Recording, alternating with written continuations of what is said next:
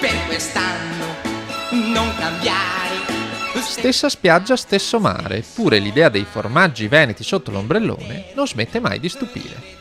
Anche quest'anno infatti ha riscosso grande successo nel centro storico di Carlo l'iniziativa Un mare di latte e formaggi, organizzata da Aprolab, l'associazione dei produttori di latte del Veneto, che ha portato sul litorale veneziano una 3 giorni di degustazioni delle migliori eccellenze casearie regionali.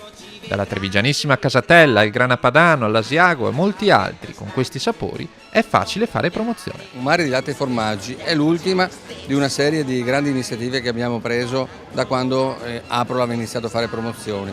Tutte sono ancora che continuano, siamo arrivati ai 18 anni delle fiere che facciamo in Malga, siamo arrivati al 9° anno del Casius Veneti, siamo al 5° anno di queste manifestazioni. Vuol dire che tutto quello che fa Aprolab alla fine ha un riscontro per quello che riguarda la promozione di formaggi. Non è neanche difficile, vista la merce che abbiamo da proporre, è anche molto semplice incontrare il gusto dei consumatori. E proprio da Casius Veneti, altro evento firmato Aprolab, quest'anno sono arrivate a Carlo le medaglie d'oro dei formaggi del Veneto, prodotti di alta e certificata qualità che conquistano soprattutto i palati stranieri. Passiamo dai formaggi d'opera del Veneto alle tipicità, ai prodotti di Malga e quindi abbiamo la rassegna tutti quanti dei nostri formaggi del Veneto. Prodotti eccezionali, prodotti che in questo momento e in questa manifestazione vengono molto apprezzati.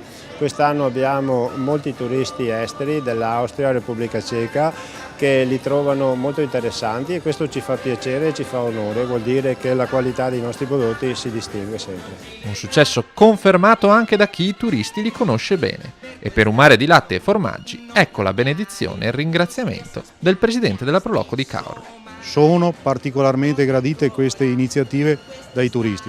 Passare per questa padiglione dei formaggi, degustarlo e poterlo andare a comprare magari nei prossimi giorni nelle varie proposte, nelle varie attività commerciali che ci sono in centro storico, ma non solo in centro storico qui a Carlo.